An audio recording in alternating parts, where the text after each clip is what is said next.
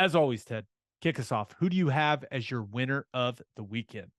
Boy, we've got the typical year-end coaching carousel going, the musical chairs, and I think Nebraska, as of right now, got to be one of the big winners. Being able to get the Matt Rhule hire when he's fresh off of the Carolina stint, and I thought earlier in the week he said, like, the rumor was that he was going to take some time off from coaching. Maybe that was just take some time off to get the contract right. And Nebraska gets Matt Rhule, who I think is perfect for that job. Now, it's going to be a more difficult job than Baylor was. Baylor, he had Joey McGuire, his ace in the hole for recruiting Texas. And, they got some great players in there, developed a great culture, physical, tough culture. You're going to have to do the same thing in Nebraska, but it's going to be more difficult, I think, to get some of the players in there. We'll see. I still think that they got a home run hire. I'm with you. What, 8 years? Is that right? 8? Is that what the contract I think ended up being? it's 8 years. So he's got some time. And the one thing you can say about Matt Rhule, and I know it didn't go particularly well in Carolina, but what he was able to do at Temple was really, really impressive.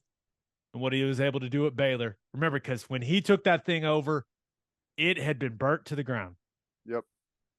And the fact that he was able to get them back to kind of that Bryles level as quickly as he did. But they were 1-9 his first year, right? Yeah. Yeah. And then what, third year playing for a Big 12 title with one hell of a defense. Unbelievable defense. The 3 down linemen on that defense. Hell yeah. Well, but the down linemen, the backers, the 2 safeties. Oh my God. I thought that every game, I was just like, oh my God, they're going to kill somebody. Just brutal in a good way. The most complimentary you've ever been about another team in that Big 12 championship game broadcast, because we loved their football team. Yeah. I think he can make it work at Nebraska. I really do. Now, remember, his whole thing is you get the athletes with the measurables and then you coach them up, right? And then you find a place for them on the field. So I assume he's going to carry that methodology to Nebraska. One thing about Nebraska, and this is, I'm sure Matt Rhule had extensive conversations about how this is all going to operate.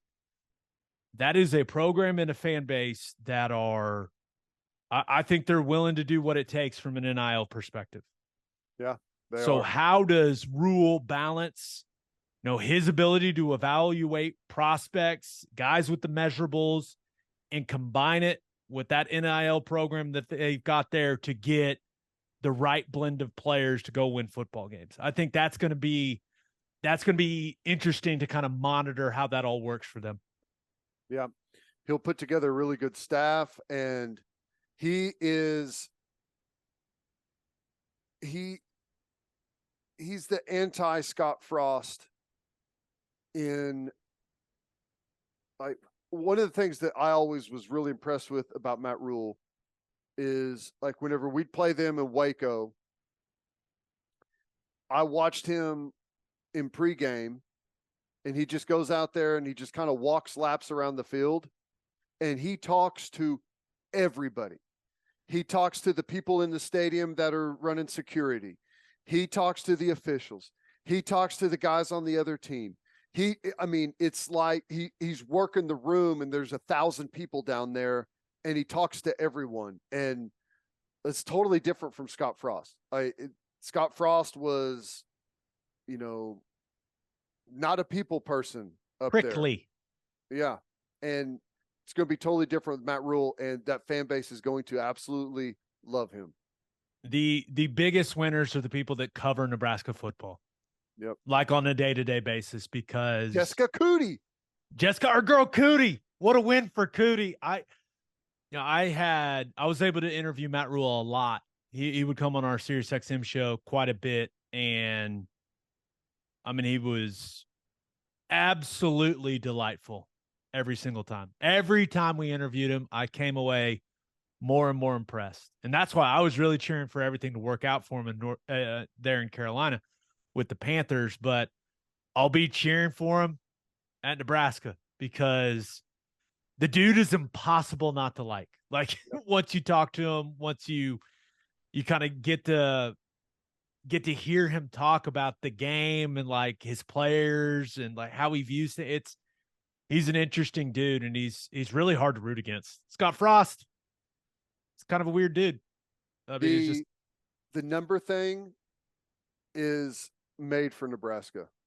yeah. You know what I'm saying? The single digits.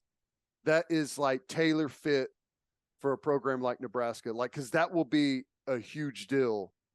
Like Baylor, it was awesome, but they just don't have the size of a fan base to where something like that, like they've been waiting for something since the black shirts, right? You know what they should do? They should get an NIL bonus if you're a single digit guy. Probably will. That's what I would do if I was Matt Rhule. I think those will actually kind of work hand in hand. Like if you're getting one, that means you're handling your stuff. So no, that's cool. I think that's going to work great for them. Yep. All right. Who do you have as your loser of the weekend? Well, unfortunately, whenever some teams hire really good coaches, someone's losing a really good coach. And that somebody is Cincinnati. They fought off people for a long time, but the Wisconsin job, which is a really good job. It's a good job. I'm kind of shocked that he took it, considering Cincinnati's just coming into a bunch of money, coming into the Big 12. Considering he turned down the Oklahoma interview? Yeah. There's a bunch of things there. And, you know, Wisconsin, but that division is totally winnable. I don't know. That division's going to go away, though. I know. They've got to. They got to do something different. Oh, what? You're not pumped to watch Purdue, Michigan in the Big Ten championship game? No. But I don't know where Cincinnati goes from there. To be honest with you, I haven't even heard any of the rumors, and I don't know. Like they had to. I'm sure that he didn't just leave Cincinnati high and dry. Right. I'm sure that there was a long conversation, and you know they probably counter-offered and did everything that they could, especially since they're coming into a lot more money than they've recently had. But they're losing a really good coach there. But they'll probably, like, one of the great things that he's leaving them with is going to be the ability to get a way better coach than they probably could have ever asked for previously. Yeah, but it's not only a big blow for Cincinnati, but I do think it's a big blow for the Big 12 as a whole. Agree. Right now, if they replace him with another really, really good head coach, then maybe it's not a talking point. But one of the most exciting parts about Cincinnati coming to the Big 12 is the fact that Luke Fickell's their head coach, and it turned down all kinds of jobs to remain their head coach. But Madison, Wisconsin, man, just too much fun to turn down, apparently. Big beer guy, apparently. Fickell, coach. Big beer guy, wrestling and beer. My kind of guy. What do you think, though? Were you surprised by it? I was surprised by it. He had kind of always said, like, Ohio State, Notre Dame, right? And then that's what it always felt like.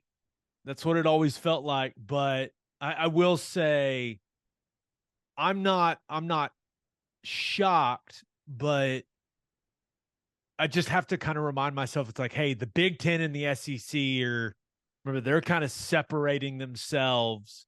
That gap is growing and growing and growing. Haves and the have-nots, kind of. Yep. Yeah, and I think that maybe he saw and said, oh, this is my opportunity to be in one of those conferences, as opposed to, even though I'm excited about the future of the Big 12, maybe he just, once it became clear that Jim Leonhard wasn't going to be the guy, maybe he just saw him as like, I think I can do something there. So I think he can too. Wisconsin's kind of like they've always done a little bit, maybe always played a little bit over their heads, but they've always had some really good players, especially on the offensive and defensive line, linebackers. He may bring them the ability to bring in some skill guys and stuff, but I think there's a chance it could work well there. Yeah. He's the best head coach that they've had in quite a while. I guess since Bielema, right? Yeah. I mean, Paul Chris won a lot of games. I don't want to make it sound like he wasn't a good coach, but I think Luke Fickell can take Wisconsin to whatever Wisconsin's ceiling is. I think Luke Fickell's the type of guy that can take them there. Agree. So yep. we'll see what it is, right? And it's actually kind of a bummer that those divisions are going to go away eventually because they could have dominated.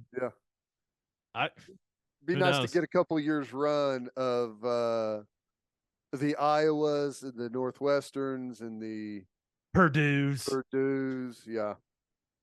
But yeah, no, that is undoubtedly a big loss for Cincinnati. It'd be interesting to see who ends up with that job because I think that's a good job. I think it's a really good job. So especially right now, he's leaving Cincinnati. Like forget like what his record ever was, but he's leaving it at a time where it's the best job it's ever been. Yeah, they're about to get $50 million a year in media money.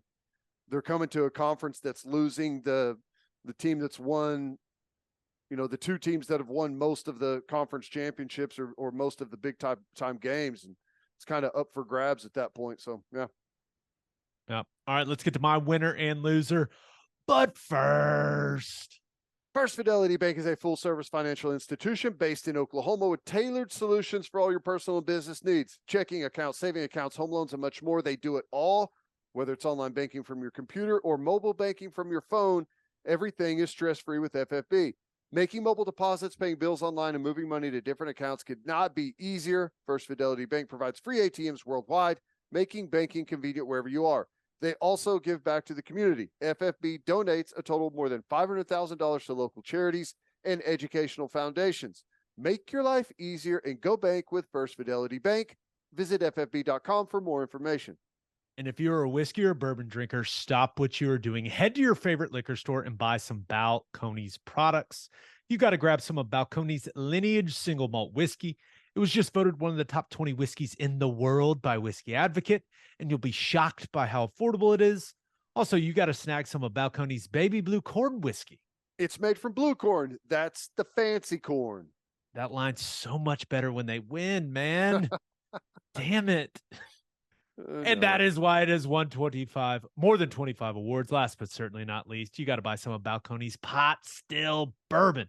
Its big flavors make it the perfect bourbon to drink year-round. Remember, in 2012, Balcones Single Malt won the Best in Glass competition, beating brands like Johnny Walker and Macallan. This stuff is the real deal, people. If you love great whiskey and bourbon at a great price, then Balcones products are the only way to go. The whiskey may be made in Texas, but the owners are from Oklahoma. To find a liquor store that has it, visit balconesdistilling.com. All right, for my winner of the weekend, thought about going with the South Carolina Gamecocks, man. What a 2-game run for them. Holy hell. Unbelievable. Awesome. So fun to watch that go down. Go in and do that on the road. That's incredible. That stretch that they had to finish the season with Tennessee and Clemson, number 5 and number 8. That's awesome. Yeah. Went to Clemson, not Tennessee. Went to Clemson and got it done 31-30. Overcame a lot of mistakes too, right? Rattler wasn't exactly perfect, but the pick six, but they did enough. And DJ Uiagalelei, ooh, boy. I mean, their passing game was, let's just say, underwhelming. It was very underwhelming. It was really bad. He just doesn't see it, man. Sometimes quarterbacks just don't see it. He can't see it. It kind of feels like he needs a change of scenery. Yeah. Like, for whatever reason, it's just not working for him there. But, hey, South Carolina, our man Shane Beamer, back-to-back top 10 wins for Beamer and the Gamecocks. I mean, what a way to finish the regular season for them. 8-4? What a season. Solid season. I know it's 8-4, and I know he's so pissed. They lost to Missouri and Florida. Two teams that they should beat, right? I mean, if you're going to play like that and beat Tennessee and beat Clemson, you have to. I know they're thrilled, and I'm thrilled at 8-4, but it makes those losses even that more painful, man. But awesome job there. It'd been real cool if OU was 8-4, not I six and know, six. I know, I know it. But speaking of great finishes to the regular season, my winner of the weekend, the TCU Horned Frogs. Woo! Whoa. I mean, put an absolute smackdown on Iowa State, 62-14. Just an utter dismantling in all purple for the Horned Frogs to finish 12-0 during the regular season. Kendre Miller was back out on the field, looking healthy, making plays. Max Duggan probably played himself into getting invited to the Heisman ceremony in New York City. And Sonny Dykes, in year one, at a program that had 3 really disappointing seasons in a row before he took over, got that team undefeated, headed to the Big 12 championship game, and possibly a college football playoff. That, I know what Lincoln Riley's done at USC is incredibly impressive. I think what Sonny Dykes has done at TCU is even more impressive. What a year one under that man for the Horned Frogs. Yeah, and he got a quarterback that was I hate to say this, but just a guy in conference to, as you pointed out, likely a invitation to the Heisman ceremony. Didn't even win the starting job to start the season, and here they are. And it kind of feels like maybe they're getting healthier too. I don't know. Did Quentin Johnston play? Nope. But He'll play Saturday. I'd be really surprised if they don't do whatever they got to do to that ankle for him to play the Big 12 championship game. Yep. And that's impressive, but it's far from a guaranteed win for him against Kansas State. That's going to be a dogfight. K-State took care of business in the Sunflower Showdown. In the Big 12 championship game, looks like it's going to be a ton of fun. I know our buddy Paul Feinbaum said that he's not going to watch it. No one's going to watch it, right? Even though it's on ABC, your employer's network, Paul. It's by far, that's one of the dumbest things because it's by far, you look at the matchups in the conference championship games, the Big 12 championship game is the best matchup. It's probably going to be a top 10 matchup, right? When the rankings come out on Tuesday. It has CFP implications. Like it's everything you want in a college football championship game. And Feinbaum and those goons on First Take are over there going, oh, who cares? I'm not, we're not going to pay attention to it. What are you talking about, man? So stupid. Yeah. Well, if you're not going to pay attention to it, it's admitting that you don't pay attention to college football. If you are just a loose fan that just kind of happens to, maybe follow along Sports Center a couple of nights a week or something like that, then maybe it doesn't have the big name pop that you're looking for. But you're talking about two really, really good football teams, and I think it's going to be a lot of fun to watch. It would not shock me at all if Kansas State went in there and just ruined TC's entire season. Yeah, I'm probably going to pick Kansas State to win the game. Going to pick Kansas State to win the game. Now, got a few days to think about it before we talk about it on the next episode. But the funniest part of all that whole thing, and I've just seen the clip all over Twitter and had to talk about it on my radio show, The First Take, where Stephen A. Smith, he's like, I just don't that TCU schedule. It's not impressive. They are number one in strength of record. ESPN, his employer's metric for strength of record. TCU's number one. It's just, you can't make it up, man. It's awesome. I love stuff like that. If just you're not going to watch the games, just don't say anything. Yeah. Why are you even on there? Go talk about the Knicks. I mean, that's all you really care about. Go talk about this. Just in. They stink. There you go. Saved you some time. All right, for my loser of the weekend, thought about going with Zach Wilson, man, because Mike White went out there against the Bears defense and balled. And I know it's the Bears defense, but 315 yards and 3 touchdowns against anyone in the National Football League is having a day. Zach Wilson can't get the job back if Mike White's putting up those numbers. Just can't happen, man. Mike White went out there and balled. Mike White must have grown up poor. Only explanation, right? That's it. I would really respect Booger McFarland if he came out and did that. Like, just said that. Mike White must have grown up with hardships, man. It's obvious. It's so obvious. Yeah, that was pretty impressive. His first half was crazy. He threw for like 250 bills in the first half, couple of touchdowns. They were throwing it all over the yard. And once again, it's the Bears defense, but still, that was it was fun to watch. My loser of the weekend, though, the LSU Tigers. I thought, a lot of people thought that they probably controlled their own destiny heading into the weekend.